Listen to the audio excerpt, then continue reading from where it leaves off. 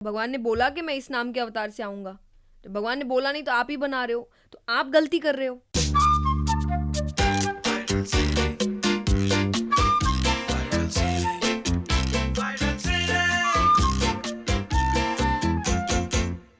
Do you believe lot in meditation? Because अगर आप कह रहे हो सुनने की बात है तो चुप भी रहना जरूरी है ना? हाँ, तो मेरा मेडिटेशन का एक प्रोसेस है जो मैं 5-10 मिनट्स एवरी डे करती हूँ, just listening voices, normal voices. ऐसा नहीं कोई मैं लोग, क्योंकि हम जब मेडिटेशन सुनते ही सब एकदम हाइप पे चले जाते हैं, मतलब ओ यूनिवर्सल साउंड, भगवान की आवाज़। अरे नहीं भाई, आपके बगल में कोई मिक्सर भी बज रहा है, उसकी आवाज़ भी चलो, पर आप चुप रहो और आवाज़ सुनो कि क्या क्या हो रहा है।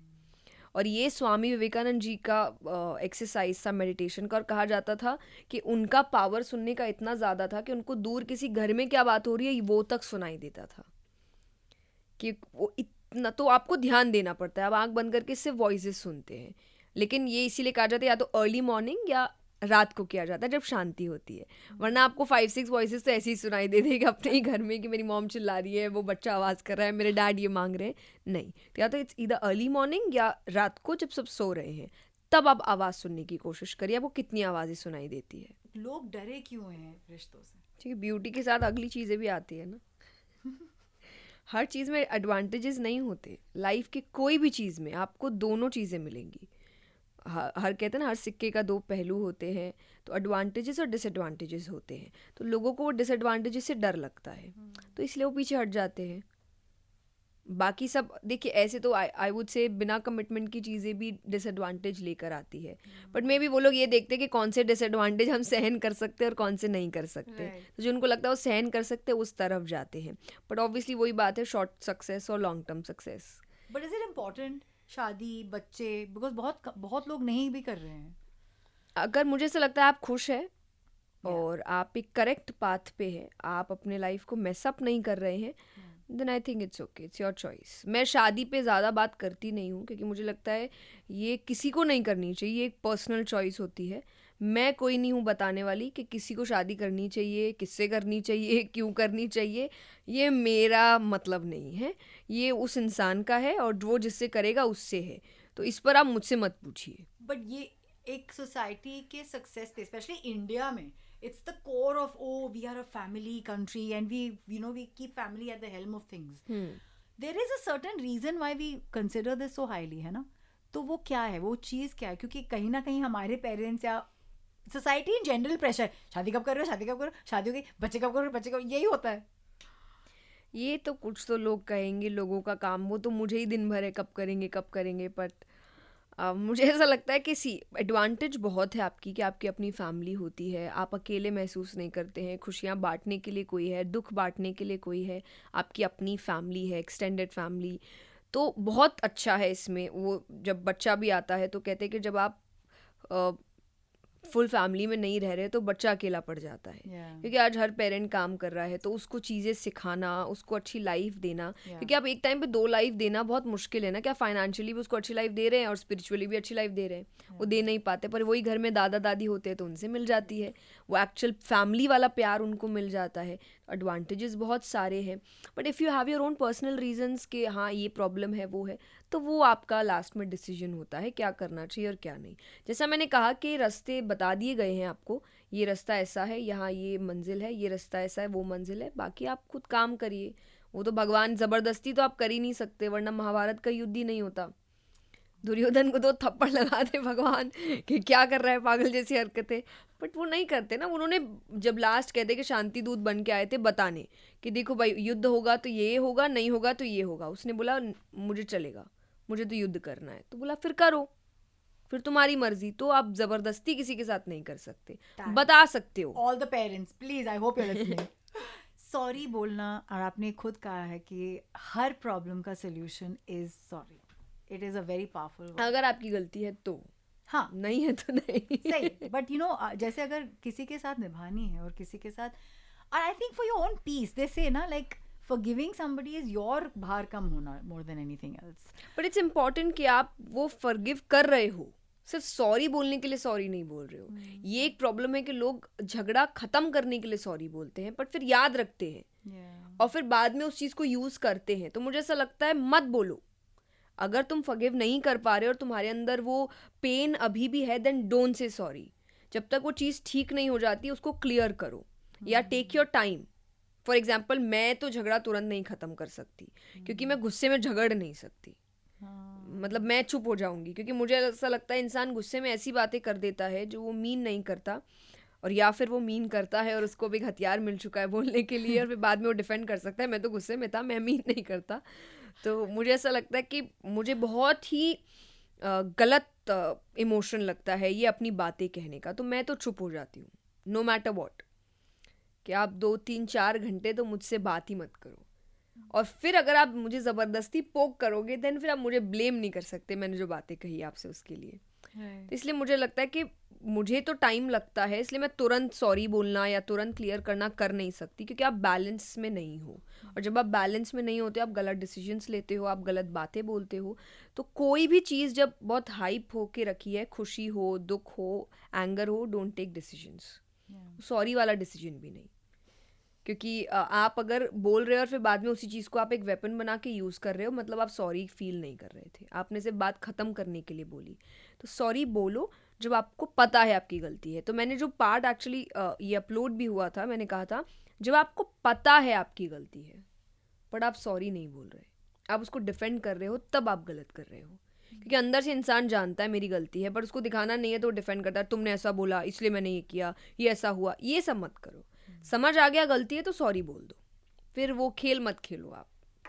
यू नो आई फील इन आज के ज़माने में इतना कुछ गलत इमोशन हमारे अंदर आ जाता है, वेदर इट्स जेलसी और it's just there so many things that are happening because of the more awareness that we are in, you no.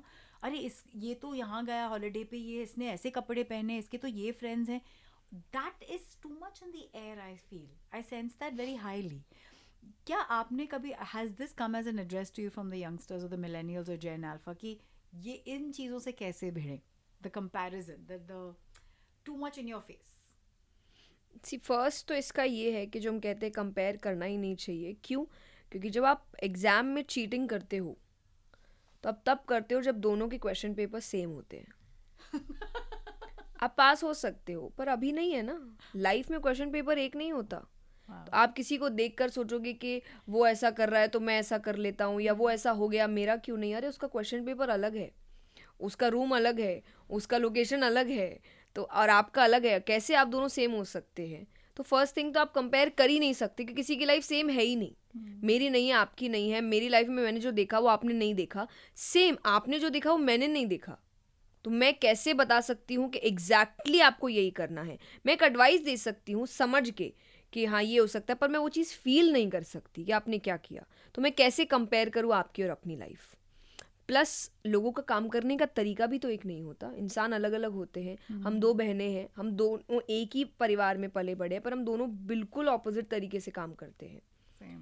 उसका चीज़ों को हैंडल करने का तरीका अपना है, मेरा अलग है, और दोनों ऑपोजिट है। पर इसका मतलब ये नहीं कि वो गलत है या मैं सही हूँ। फॉर एग्जाम्पल वो मूवी है ना कि तुम सही नहीं हो नैना, बस मुझसे बहुत अलग हो। तो दुनिया यही है कि कोई सही गलत नहीं है, बस अलग अलग लोग हैं, अपने अपने तरीके से काम कर रहे हैं। मतलब ये होना चाहिए कि आप काम करिए, मेहनत करिए, दैट्स इट, किसी और पर ध्यान मत दीजिए। दूसरा है कि अपने ब्लेसिंग्स पे ध्यान दीजिए। आज इंसान अपने पास क्या है उस पर ध्यान नहीं दे रहा, दूसरे के पास क्या है उस पर ध्यान दे रहा है, और दूसरे के कम होने से खुद को सुकून दे रहा है। एक कहानी हम लोग कहते हैं कि एक बार एक इंसान ने भगवान की तपस्या करी और भगवान आ गए, और जनरली लोग एक ही वरदान मांगते कि बस ये कर दो। उसने बोला नहीं, मुझे ऐसा कुछ दीजिए कि मैं जब भी जो मांगू मुझे मिले। पर भगवान कहते तो बहुत अटपटी चीज़ है, तो इसका एक साइड इफेक्ट भी होगा। बोले क्या? बोले जो तुम मांगोगे तुमको मिलेगा, पर उसका डबल तुम्हारे पड़ोस को मिलेगा। उसने बोला मुझे को फ़र्क ही नहीं पड़ता, क्योंकि लोगों को लगता है ऐसा चीज़ कि हमको तो नहीं फ़र्क पड़ता, वो डिफेंड करने लग जाते हैं, ऐसा मेरे तो ऐसी कोई फीलिंग नहीं। उसने कहा मुझे फ़र्क नहीं पड़ता। बोले ठीक है। तो उसने गाड़ी मांगी, उसको मिली एक, पड़ोस वाले को 2 मिल गई। अब उसको अच्छा नहीं लग रहा, कैसे कैसे उसके पास 2 आ गई। फिर उसने एक घर मांगा, उसको 2 मिल गया। अब तो और इसको गुस्सा आ रहा है। अब इसका ध्यान नहीं पड़ रहा कि इसके पास इसको एक ही चाहिए थी ना, एक मिल गई, उसको एक ही घर चाहिए था, तुमको दो था तुम दो मांग लेते, पर उसको एक ही चाहिए था, मिल गया। तीसरी चीज़ वो सीधा मांगता है कि मेरी एक आंख फूट जाए, उसकी दो फूटी, अब उसको खुशी हो रही है। फिर वो का एक हाथ टूट जाए, उसके दो टूट, मतलब उसको इससे खुशी हो रही है। तो ये एक्चुअली कहानी बताई गई थी कि इंसान खुद के पास क्या है उससे उसको खुशी या दुख का नहीं है, दूसरे को क्या मिल रहा है और दूसरे से क्या छिन रहा है, अभी पूरा उसका दिमाग सिर्फ उस पर चला गया है। तो आप अपनी लाइफ के ब्लेसिंग्स को देखना बंद कर चुके हैं, दूसरे के क्या चल रहा है आपका पूरा ध्यान उस पर है। थोड़ा सा ध्यान वहाँ से हटाइए और अपनी लाइफ पे लाइए, तो आपकी लाइफ सुधर भी जाएगी और आप खुश भी हो जाएंगे। Does it ever occur to you कि लोग बार बार नेगेटिवली बात करते हैं इस एरा के बारे में? ओ आजकल तो बच्चे सुनते ही नहीं है, क्या ही है, कलयुग है, ये है वो है, global warming. All of us have this so called mass hysteria in a way about क्या हो रहा है आसपास, और ऐसे लोगों को आप क्या बोलते हैं? मैं कहती हूँ टाइम कोई भी हो, अच्छा बुरा ऑल टाइम था। ऐसा नहीं पुराने ज़माने में कुछ ख़राब चीज़ें नहीं थी, कि हमारे पेरेंट्स के टाइम कुछ ख़राब, बहुत चीज़ें ख़राब थी और बहुत चीज़ें अच्छी थी। आज के टाइम पे भी बहुत चीज़ें ख़राब है और बहुत चीज़ें अच्छी है। आपको बस ये समझना चाहिए कि जो ख़राब है उसको ठीक करते हैं, इंस्टेड ऑफ सिर्फ ये बोलना ख़राब है ख़राब है ख़राब है। तो पहले में कौन सा बहुत चीज़ें अच्छी थी, बहुत चीज़ें ख़राब थी जिनको हमने ठीक किया है। तो अब अगर हमारे में कुछ ख़राब है उसको आप ठीक करिए, इंस्टेड ऑफ जस्ट सेइंग कि वो ख़राब है। और मैं हमेशा कहती हूँ बच्चे गलत नहीं है, घर का माहौल अच्छा होना चाहिए। घर का माहौल अगर आप अच्छा नहीं रख रहे हैं तो आप बच्चों को आपको समझना होगा, दो जिंदगियां जी रहे हैं बच्चे आज। वो खुद बहुत कंफ्यूज्ड है। आज वो जो घर में जो बिहेव करते हैं वो बाहर नहीं कर सकते क्योंकि उनको अनकूल बोला जाता है।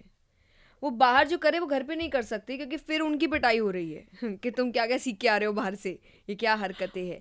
और वो बच्चा इतना दो जिंदगियां जी रहा है, कई बार वो दो जिंदगी को वो मिक्स कर देता है, तो वो खुद कितना मेस्ड अप है आप सोचिए। तो इस वक्त बाहर वालों से तो एक्सपेक्टेशन कर नहीं सकते, आप कम से कम परिवार से तो कर सकते हैं कि आप समझेंगे कि वो बच्चा कैसे दो अलग जिंदगियां जी रहा है और वो समझने की कोशिश कर रहा है अभी कि क्या सही है क्या गलत है। उस वक्त उसको सपोर्ट की ज़रूरत चाहिए। ये नहीं कि बाहर जो बातें हो रही है वही आप बोल रहे हैं, कि अगर बाहर उसको यूजलेस बोला जा रहा है घर में आके भी उसको पेरेंट्स यूजलेस ही बोल रहे हैं। आपके सामने तो मेहनत कर रहा है ना, आप तो देख रहे हो। अगर आप भी वही करोगे तो बाहर वाले और घर वालों में फ़र्क ही क्या रह गया। तो इसीलिए, और मुझे ऐसा लगता है कि जो विदाउट फिल्टर बात करने वाली अपनों के सामने बात है, मुझे थोड़ी सी कम जचती है। मुझे ऐसा लगता है आप विदाउट फिल्टर बाहर बोल लो, घर पे मत बोलो। करेक्ट। कि घर पे आप लोगों को रूड तरीके से बात कर रहे हो या कुछ भी बोल रहे हो, बोले अब तुम्हारे सामने भी सोच के बोले, क्या मेरे ही सामने सोचो क्योंकि मैं ही सबसे ज़्यादा ध्यान रख रही हूँ या बच्चे हैं जो भी है, हम साथ में खड़े हैं। Correct. तो सबसे ज़्यादा ध्यान रखने का फ़र्ज़ मेरा ही बनता है कि मेरी फीलिंग्स का ध्यान रखना, मुझे खुश करने के बारे में ध्यान रखना। और आप प्यार का नाम लेकर मेरी ही धज्जियाँ उड़ा रहे हो और ये बोल रहे हो ये तो प्यार है। तो मुझे ये चीज़ थोड़ी कम समझ में आती है कि आप कुछ भी बोल देते हो अपनी फैमिली के सामने ये बोल के कि ये तो प्यार है, आपके सामने ही तो बोलेंगे कि आप बेइज्जती को प्यार बता रहे हैं, बाहर का गुस्सा घर में उतारने को प्यार बता रहे हैं। तो ये थोड़ा सा कम जचता है मुझे। आपकी सादगी is one of your biggest शस्त्र मेरे हिसाब से, because you are just the way you are and I don't think you put too much effort. But हम लड़कियां ऑब्सेस्ड हो गई हैं, अच्छा दिखना है, ये ऐसे कपड़े पहनने में, ब्यूटी फैशन, ये एक इंडस्ट्री मतलब जो है आई फील डजंट थकती नहीं है। और मेरे पति बोलते हैं तुम लड़कियों को क्या बुखार चढ़ गया है, क्यों always want to look stunning and ये एंड वो। ये ऑब्सेशन के बारे में कुछ बात कर सकते हैं हम? ऑब्सेशन नहीं बनना चाहिए। हाँ. ये ज़रूर मैं कहूँगी कि आप पूरा ध्यान ही अगर आपका इस चीज़ पे होगा तो मे भी जो हम कथाओं में कहते हैं कि समुद्र मंथन की जब कथा थी तो भगवान ने मोहिनी अवतार लिया था और जो दैत्य और देवता दोनों ही थे और अमृत पिलाने की बात थी। तो दैत्य क्योंकि बहुत कामी होते हैं और ब्यूटी को देखकर ज़्यादा पागल हो जाते हैं, तो वो अमृत तो भूल गए कि अमृत रखा है वहाँ पर लेना है, वो भगवान के पीछे पीछे चले गए और यहाँ देवताओं ने अमृत पी लिया। तो मैं हमेशा कहती हूँ कि अमृत इज़ गुण, बिहेवियर, माइंडसेट, व्यक्ति कैसा है, और मोहिनी रूप इज़ ब्यूटी। तो बहुत ज़्यादा अगर आप सुंदरता के पीछे भागेंगे तो आप गुणों को भूल जाएंगे या अमृत छूट जाएगा आपके हाथ से। अमृत छूटना नहीं चाहिए। बस इतना रखो कि ठीक है ब्यूटी है, उस पर ध्यान दिया है, पर मेन फोकस आपका आपके ऊपर, आपकी पर्सनालिटी, आपका बिहेवियर, आपका माइंडसेट, आपके स्किल्स, काम यही आते हैं। आगे जाके आपकी ब्यूटी चाहे आपके पार्टनर के साथ भी है या लाइफ रिलेटेड बात भी है, कितने समय की है, 1 साल 2 साल 5 साल, उसके बाद ये चीज़ें अट्रैक्ट नहीं करती है। उसके बाद आप कैसे इंसान हैं, आप काम कैसे कर रहे हैं, आप घर कैसे संभाल रहे हैं, आप फैमिली को कैसे देख रहे हैं, दोनों के लिए, चाहे लड़की है तो वो ये नहीं देखेगी कि वो ये सोच सकती है मेरा पार्टनर गुड लुकिंग हो, पर जब बच्चे की बात आएगी तो सोचेगी फादर अच्छा होना चाहिए जो जिम्मेदारी ले सके, बच्चों को संभाल सके, घर को अच्छे से संभाल सके। सेम वाइज कि जो हस्बैंड है वो हो सकता है कि वाइफ सुंदर हो सोच ले, पर जब उसके बच्चे की माँ की बात आएगी तो हमेशा ये चाहेगा कि वो रिस्पॉन्सिबल हो, वो बच्चे को संभाल सके, वो अच्छी सीख दे सके। मतलब मेन चीज़ यही है, गुण होने चाहिए। तो आप ऐसे सजिए, मुझे लगता है कोई ख़राब बात नहीं, अच्छा दिखना बहुत अच्छी बात होती है कि आपको आप पसंद आ रहे हैं, बट आपको पसंद आने चाहिए, दूसरों को पसंद करवाने के लिए मत सजिए। आप बहुत सुंदर हैं। How do you react to compliments? Because I know this is the first thing people must shower you with. आज मेरी मम्मी से जब बात हो रही थी कि आप आ रहे हो, उन्होंने कहा अरे इतनी सुंदर है, उनसे पूछो क्या शादी कर रही है। माँ नहीं, वो बस अभी बातें फैली हुई हैं इसलिए उन्होंने पूछा। But I definitely want to ask you, how do you react to compliments? आपकी क्या फीलिंग्स हैं? मैं हमेशा कहती हूँ मेरे पेरेंट्स बहुत सुंदर है, तो बस उसी की वजह से है जो है, तो वो दोनों बहुत सुंदर है, तो इसीलिए हम बहनें भी सुंदर है। How normal are you when it comes to checking कि आपके रील्स को कितने व्यूज मिले हैं, कितने मिलियंस हुए हैं? इज जो है नॉर्मल है that does she do you know? So मैं बीच में हूँ, मतलब मुझे इतना फ़र्क नहीं पड़ता। हाँ, मैं ऐसे, क्योंकि मेरा उद्देश्य पता है व्यूज़ के लिए क्यों है, कि मुझे कि मेरी बात पहुंचनी चाहिए ज़्यादा लोग तक। और फिर अगर मुझे लगता है, मैं कथा के लिए भी, मुझे कई कथाओं में जैसे लोग बहुत पीछे बैठते हैं, मेरी कथा में एकदम मुझे ऐसा लगता है कि बस मेरा स्टेज ख़त्म होते ही बैठा दो आप, मेरी आंख मिलनी चाहिए उनसे। क्यों? क्योंकि मैं जो कह रही हूँ मुझे उनके रिएक्शन देखने हैं, और वो रिएक्शन है कि मेरी बात उन तक जा रही है कि नहीं। तो अगर मैंने कोई हंसने वाली बात की और वो नहीं हंसे हैं, इसका मतलब मेरी बात वो समझे नहीं है, और या फिर मेरी बात में कोई प्रॉब्लम है, या मैंने कोई मतलब नॉट अपसेट, मतलब कोई इमोशनल बात करी और वो इमोशनल नहीं हो रहा है, इसका मतलब वो बात पहुंच नहीं रही है। या जो मैंने अच्छी बात बोली और वो सर नहीं हिला रहे हैं, तो मतलब मुझे उस वक्त लगता है कि कुछ ठीक करने की ज़रूरत है। तो वो व्यूज़ का चक्कर भी मेरे लिए यही है कि वो बात या तो पहुंच नहीं रही है ढंग से, और या फिर वो बात सही नहीं है, तो मुझे बात चेंज करने की ज़रूरत है। यस, तो बाकी वो व्यूज़ के लिए नहीं कि कितना आया, नहीं। रिलेशनशिप्स कैसे निभाएं? वी कांट इवन निभाओ रिलेशनशिप्स विद इमीडिएट फैमिली, और आपने अभी भी कहा एक्सटेंडेड फैमिली, और ये ज़रूरी क्यों है रिलेशनशिप्स? फर्स्ट, आई थिंक आपको सीखने को बहुत कुछ मिलता है। अभी लोग दुनिया में सीखने जा रहे हैं कि हम ट्रैवल करते हैं, और ये आपके घर में जब इतने लोग होते हैं ना, आप एक बार उनको ऑब्जर्व तो करिए, हर आदमी अलग है, सबके सोचने का तरीका अलग है, बात करने का तरीका अलग है, आपको उनसे इतनी सीख मिलती है जिसकी हद नहीं है। जब आपकी फैमिली बड़ी होती है, मुझे लगता है आपको कहीं जाने की ज़रूरत नहीं है, सारी डिग्रियां घर में बैठी है आपके। आप एक एक पर पीएचडी कर सकते हो, सब इतने अतरंगे लोग होते हैं फैमिलीज़ में। तो ये एक ज़रूरी है कि आपको बहुत कुछ सीखने को मिलता है। दूसरा, जब आप बाहर वालों के लिए कहते हैं कि नोबडी इज़ परफेक्ट और सब में फ्लॉज होती है, फैमिली के लिए क्यों नहीं है? फैमिली के आप छोटे छोटे फ्लॉज क्यों पकड़ के बैठते हैं कि गलत है इसलिए छोड़ देना चाहिए? तो गलत तो पूरी दुनिया है। आपके खुद में कितने फ्लॉज है? आपके पेरेंट्स को भी आपको छोड़ देना चाहिए था। अगर आप फ्लॉज की बात करेंगे, उन्होंने तो नहीं छोड़ा ना आपको, वो तो वो झेल ही रहे हैं आपको, तो आप भी थोड़ा झेल लीजिए। फ्लॉज अपने ऊपर आता है तब हम कह देते हैं everybody has flaws, nobody is perfect. Parents की बात आती है तो पेरेंट्स ऐसे हैं वैसे हैं, अरे वो भी इंसान है भाई, वो भी लाइफ देख रहे हैं, वो भी स्ट्रगल में जा रहे हैं, उन्होंने भी बहुत कुछ, पैदाइशी तो कोई माँ बाप बन के नहीं आता। तो आप जब इतने साल से आप अच्छे बच्चे नहीं बन पाए, तो वो उनसे आप परफेक्ट पेरेंट बनने की जिम्मेदारी कैसे ले सकते हैं? तो आपको भी सपोर्ट करना पड़ेगा। और मैं हमेशा कहती हूँ आज की जनरेशन के लिए कि आपकी तो लाइफ देखिए बहुत अभी लंबी है, आपके लिए चेंजेस करना थोड़ा ईजी है कंपेयर टू पेरेंट्स। अगर कोई इंसान 40-50 साल एक लाइफस्टाइल में जीता आया है, अब आप उसको अचानक से बोल रहे हो तुमने जो किया सब गलत था, ये नया लाइफस्टाइल है, बहुत टफ है उनके लिए। ये हुआ कि एकदम उबलता हुआ पानी किसी को देना और बोला एक घूंट में पी के दिखाओ, कोई नहीं पी सकता, आपको सिप सिप करके पीना पड़ेगा। तो आपको उनको सिप सिप करके सिखाना पड़ेगा कि हाँ ये गलत है, वो गलत है। और जैसा मैं हमेशा कहती हूँ, बच्चे आप जब छोटे थे आप एक क्वेश्चन हज़ारों बार पूछते थे, आज पेरेंट दूसरी बार पूछे बच्चा डांट देता है कि मुझे दे दो, आपसे नहीं होगा। अरे तुम कितने वाहियात सवाल बचपन में कर चुके हो और वो उन्होंने एक बार भी तुमको डांटा नहीं है, तो उसको याद करके ही सहन कर लो यार। और कितने दिन के, कुछ आजकल तो बच्चे ऐसे ही बाहर काम करने लग गए हैं, पढ़ने लग गए हैं। तो मुझे ऐसा होता है कि मैंने तो अपने पेरेंट्स को आज तक छोड़ा नहीं है, मेरी कथाओं में भी वो साथ चलते हैं, एक ना एक होता है। और मेरा सबसे बड़ा रीज़न यही था कि क्योंकि मैं काम कर रही हूँ, हो सकता है कि मेरे पास ऑप्शन है, इसलिए कईयों के पास ऑप्शन नहीं होता, पर जब ऑप्शन आप घर जाते तब होता है उनके साथ थोड़ा टाइम अच्छे से स्पेंड करने का, क्योंकि जब वो चले जाएंगे ना आपको बहुत याद आएंगे। तब उनके जितना अच्छा इंसान इस पूरी दुनिया में कोई नहीं है, जो कितना भी आपको डांट सकता है पर प्रोटेक्ट तो वो ही करेगा। जो आप कैसे भी हैं उसके लिए, एक बोलते हैं ना पेरेंट के लिए, बच्चा कितना भी खराब है वो बोलेगा दुनिया का सबसे अच्छा बच्चा है, या मेरा बच्चा सबसे अच्छा है। इतना प्यार करने वाला आपको दुनिया में कोई नहीं मिल सकता। तो थोड़े बहुत प्रॉब्लम सहन कर लो, क्या प्रॉब्लम है। I love you. Radio City, Radio City, Radio City, रग रग में दौड़े सिटी।